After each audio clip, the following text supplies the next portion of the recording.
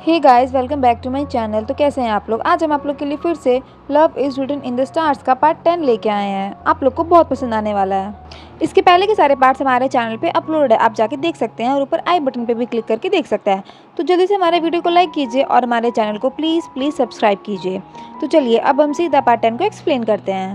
तो इस पार्ट की शुरुआत में हम देखते हैं कि head of the department of marriage सीयू लैन को डिपार्टमेंट ऑफ मैरिज ज्वाइन करने को बोलती है, क्योंकि वो अनयूजुअल टैलेंट्स पावर का यूज़ करता है और उसके बिना कोई भी डिपार्टमेंट ऑफ मैरिज को ज्वाइन किए बिना नहीं रह सकता। तो वो उसे फोर्स करती है और एट द लास्ट उसको डराती धमकाती है।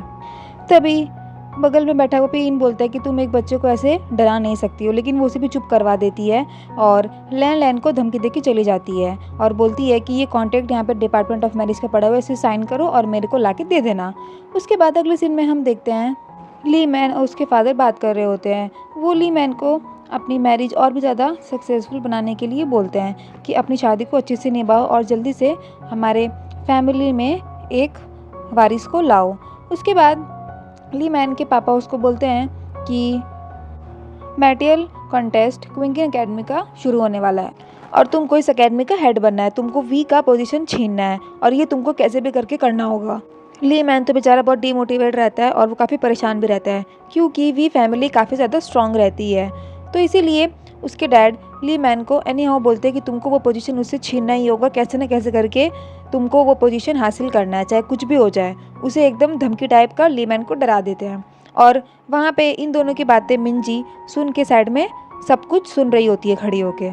उसके बाद अगले सीन में हम देखते हैं वी और उसके डैड को। वी के डैड उसको अनयूजुअल टैलेंट के बारे में समझा रहे होते हैं और उसे धमकी देते हैं कि वो ये सब चीज़ से ज़्यादा झमेले में ना पड़े। और डिपार्टमेंट ऑफ मैरिज का अनयूजुअल टैलेंट से क्या रिलेटेड है, ये सब वी को इनडायरेक्टली बता रहे होते हैं। उसके बाद अगले सीन में हम देखते हैं कि वी रात में जब सो रहा होता है तभी वो उसके डैड ने जो भी कहा रहता है, तभी वो सोचता है कि मेरे डैड अनयूजुअल टैलेंट के बारे में इतना क्यों परेशान है, क्या कहीं कुछ हुआ था, क्या उनको कुछ ऐसी चीज़ पता है जो मुझे नहीं पता।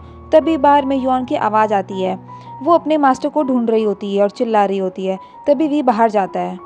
यौन अपने मास्टर पे इनसे एक साथ ही बहुत सारे सवालों का बौछार कर देती है। वो एक ही साथ बहुत सारे क्वेश्चन पूछती है कि वो ब्लैक गाय कौन था, वो क्यों आया था, उससे क्या इन्वॉल्वमेंट है।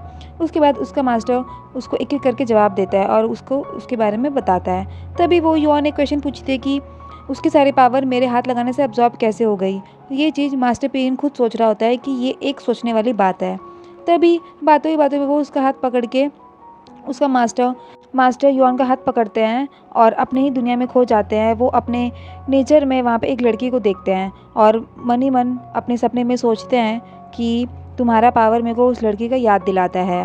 वो तो युआन का हाथ पकड़ के अपने ही दुनिया में खोए हुए थे, लेकिन वहाँ पे वी आता है। वी को लगता है कि ये इसका हाथ क्यों पकड़ के रखा है, वो जेलस फील करता है। तभी वो हाथ छुड़वा देता है। उसके बाद मास्टर वहाँ से चला जाता है।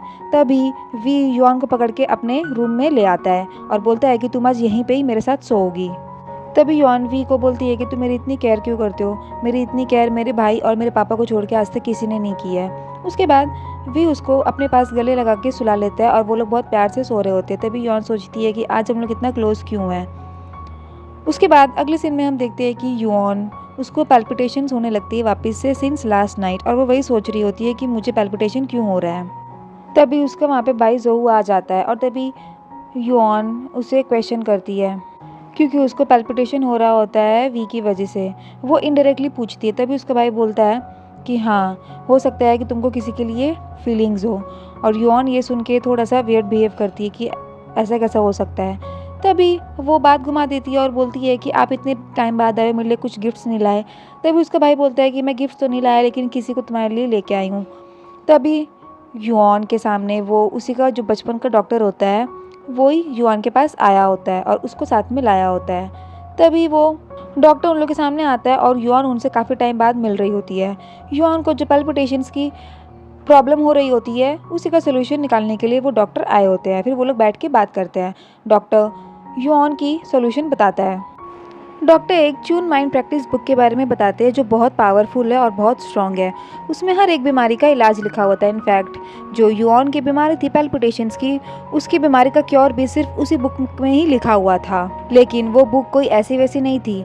उसने क्विंगन अकेडमी ने वो बुक जीता था और ये अकेडमी के स्क्रॉल रूम में वो बुक पड़ी हुई है, बहुत ही सेफली। और वहाँ पे किसी को भी जाना अलाउड नहीं है। स्क्रॉल रूम के बाहर बहुत सारे गार्ड्स लगे होते हैं और किसी को भी अंदर जाने की परमिशन नहीं है, कोई भी अलाउड नहीं है सिवाय हेड ऑफ द अकेडमी और ओनर के अलावा। तभी युआन सुनती है और युआन कहती है कि हेड ऑफ द अकेडमी तो वी है, क्यों ना मैं उसे बोलूं और वो मुझे वो बुक ला के देगा। उसके बाद बगल में बैठा जोहू बोलता है कि वो बुक कोई ऐसी वैसी नहीं है, वो किसी को भी छूने और देखने के लिए अलाउड नहीं है। अगर कोई हेड ऑफ द अकेडमी और ओनर के अलावा उसके पास भी कोई जाएगा तो उसे हानि हो सकती है। तब युआन बोलती है अगर वी ला के दे, तो जोहू बोलता है कि अगर वी भी वो बुक ला के देगा तो उसकी पोजीशन हिल सकती है, वो हेड ऑफ द अकेडमी की पोजीशन उससे छीन ली जाएगी अगर वो रूल्स तोड़ेगा तो। उसके बाद युआन वहाँ पे जाने की कोशिश करती है स्क्रॉल रूम में सनी फॉक्स बन के।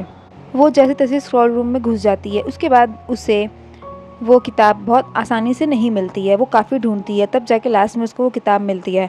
और जैसे ही वो उस किताब को खोलती है तभी उसको अचानक से प्रॉब्लम होने लगती है, चक्कर आने लगते हैं, उस एकदम भी उसकी हालत ख़राब हो जाती है और वो बेहोश हो जाती है।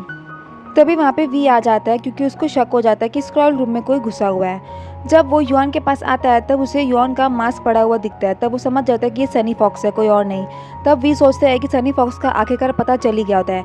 जब वो युआन के पास जाता है तब वो देखता है वो बेहोश पड़ी हुई रहती है और वो सोचता है कि सनी फॉक्स कोई और नहीं, युआन ही है।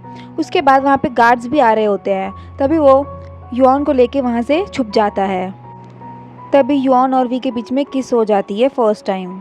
उसके बाद स्क्रॉल रूम के बाहर कुछ गार्ड्स और उन लोगों को इन्वेस्टिगेट करते हैं। तभी उन लोगों को सनी फॉक्स पे शक रहता है। उसके बाद हम देखते हैं कि वी युआन को इंस्ट्रक्शन रूम में लेके आता है, वो जो कि क्विंगन अकेडमी का सबसे सेफेस्ट प्लेस था। वो अपने भाई के पास युआन को लेके आता है, जो के पास। उसके बाद वो जो को युआन का ख्याल रखने के लिए बोलता है और सच बताता है कि वो कहाँ पे गई थी और उसे बताता है कि ट्यून माइंड प्रैक्टिस बहुत ही डेंजरस है, उसकी वजह से इसकी हालत ख़राब हो गई है। फिर जोहू युआन की तरफ से माफ़ी भी मांगता है, लेकिन वी उसका सिर्फ ख्याल रखने को बोलता है और बोलता है कि सब कुछ मेरे पे छोड़ दो, तुम बस युआन का ध्यान रखो। उसके बाद अगले सीन में हम देखते हैं कि ली मैन के डैड, जो हमेशा से ही वी के हेड ऑफ द अकेडमी होने से जलते थे, वो अपने बेटे ली मैन को हेड ऑफ द अकेडमी बनाना चाहते थे।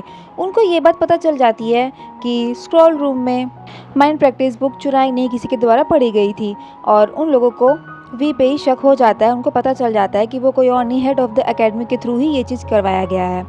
तो ली मैन के डैड को इस चीज़ का मौका मिल जाता है कि वो कैसे न कैसे करके वी के पास जाएं और उसे इस चीज़ के लिए बोले। और ये सारी बातें ली मैन गेट के बाहर खड़ा होकर सुन रहा होता है। उसके बाद अगले सीन में हम देखते हैं कि वी युआन के पास आता है मेडिसिन लेके और उसके भाई से बात करता है। जोहू वी से पूछता है कि अगर किसी को शक हो गया, किसी को पता चल गया तो आपने क्या सोचा है। उसके बाद वी उसे बोलता है कि मेरे पास प्लान्स है, मुझे क्या करना है मुझे अच्छी तरीके से पता है। लेकिन तभी वी ये भी बोलता है कि मुझे एक चीज़ समझ में नहीं आ रही है कि युआन वो ट्यून माइंड प्रैक्टिस बुक क्यों पढ़ने गई थी, ऐसा क्या ज़रूरत पड़ गया था इसको। उसके बाद जोहू कुछ बोलने जा रहा होता है, तभी एक गार्ड आ जाता है और वो वी के लिए बोलता है कि बाहर आपसे मिलने पूरी ली मैन की टीम आई हुई है। उसके बाद वी उन लोगों से मिलने जाता है। वहाँ पे ली मैन के फादर और ली मैन सब लोग आए हुए होते हैं ये सवाल करने के लिए कि स्क्रॉल रूम से वो माइंड ट्यून बुक किसने पढ़ी। तभी वी अपने पे इल्ज़ाम लेता है और बोलता है कि वो मेरी रिस्पॉन्सिबिलिटी थी as a head of academy, मुझे ध्यान रखना चाहिए था। और वो कुछ भी नहीं कहता है, सीधा ये अनाउंस कर देता है कि आज से वो अपनी position head of the academy की छोड़ रहा है। और वहाँ पे सभी के सामने अपना बेल्ट, कोट एंड अपना जितना भी कुछ है as a head of academy सब कुछ उतार देता है और अपनी पोजीशन छोड़ देता है सबके सामने। और वो अब से हेड ऑफ द अकेडमी नहीं कहलाएगा।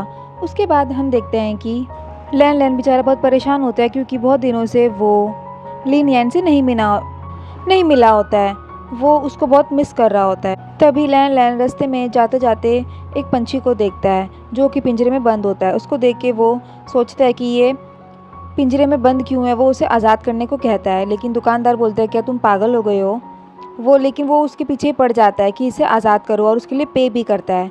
वो एक्चुअली पंछी को आज़ाद करने नहीं, वो पिन लिन यान को सोचता है कि वो आज़ाद हो जाए क्योंकि डिपार्टमेंट ऑफ मैरिज ने उसे एकदम बंद करके रखा था।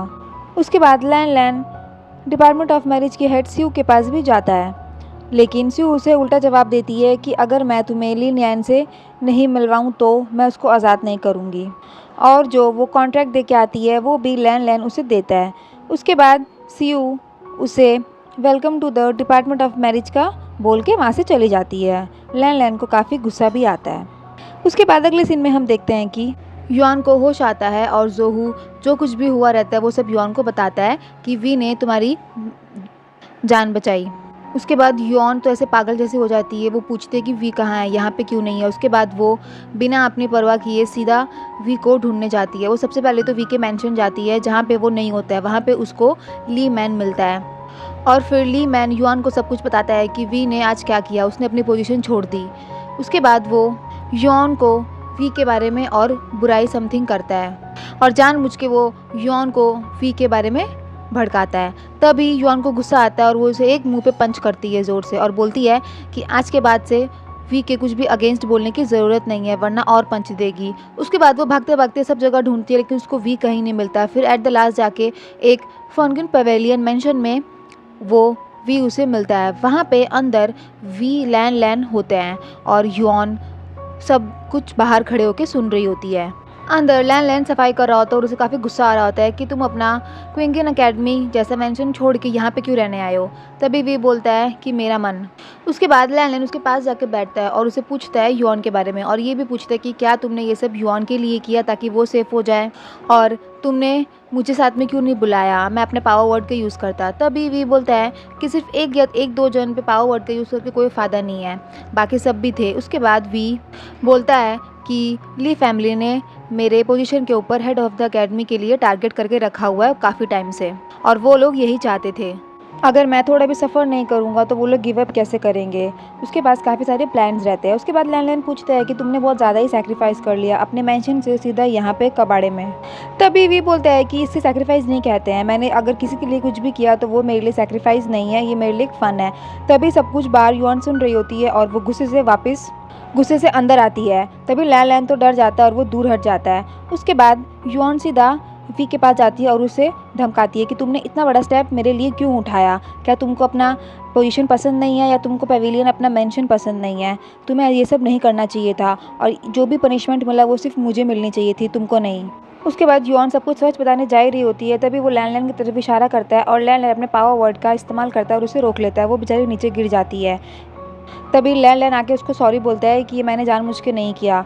उसके बाद लैन लैन उन लोग को छोड़ के भाग जाता है और वहाँ पे बेचारी युआन के नोज से भी खून निकलने लगता है। उसके बाद हम देखते हैं कि लैन लैन खाना खाने एक रेस्टोरेंट में जाता है, लेकिन वहाँ पे कोई आके उसे बोलता है कि उसके लिए सेकंड फ्लोर पे बहुत ही अच्छा सा इंतज़ाम किया हुआ है खाने का। और वहाँ पे जब वो सेकंड फ्लोर पे पहुँचता है तो उसकी बहुत अच्छे से खातिरदारी टाइप्स होती है। उसके लिए बहुत सारा खाना आता है, एकदम तरह तरह की डिशेज़ आती है और वो खुद सोचता है कि ये सब उसने तो ऑर्डर नहीं किया, तो ये सब मेरे लिए किसने किया, और ना ही उसने पे किया होता है। फिर वो पूछता है वहाँ के वेटर से। तभी वहाँ पे लिन यान आ जाती है, उसी ने ही ये सब किया होता है इतना कुछ लैन लैन के लिए, और वो उसके पास आके बैठती है और वो बताती है। तभी लैन लैन बोलता है कि तुम्हें अपने पैसे ऐसे वेस्ट नहीं करने चाहिए। तभी लिन यान उसे बोलती है कि तुम्हारे जैसा इतना फ्रीडम लड़का सीधा डिपार्टमेंट ऑफ मैरिज का ऑफर एक्सेप्ट कैसे कर सकता है, ये तुमने किसके लिए किया। तभी लैन लैन इधर उधर देखने लगता है, वो उसे कुछ भी नहीं बताता है और बोलता है कि ये मेरे और हेड स्यू के बीच की बात है, तुम्हें क्यों बताएं। तभी लिन यान बोलती है कि मेरे आंखों में देख के कहो, लेकिन लैन लैन ऐसा नहीं करता है। यहीं से थोड़ी बहुत लैन लैन और लिन यान की कहानी की शुरुआत होती है, उनके प्यार की। उसके बाद हम अगले सीन में देखते हैं कि युआन और वी दोनों साथ में बैठे होते। पहले तो वो लोग काफ़ी लड़ते हैं। उसके बाद युआन कुछ बोलने जा रही होती है कि उसको वही इंसिडेंट याद आ जाता है जो लास्ट टाइम उन लोगों के बीच में किस हुआ था। उसके बाद वो चुप हो जाती है और ब्लश करने लगती है। तभी वी बोलता है सनी फॉक्स के बारे में, क्योंकि उसको सनी फॉक्स के बारे में पता चल गया होता है।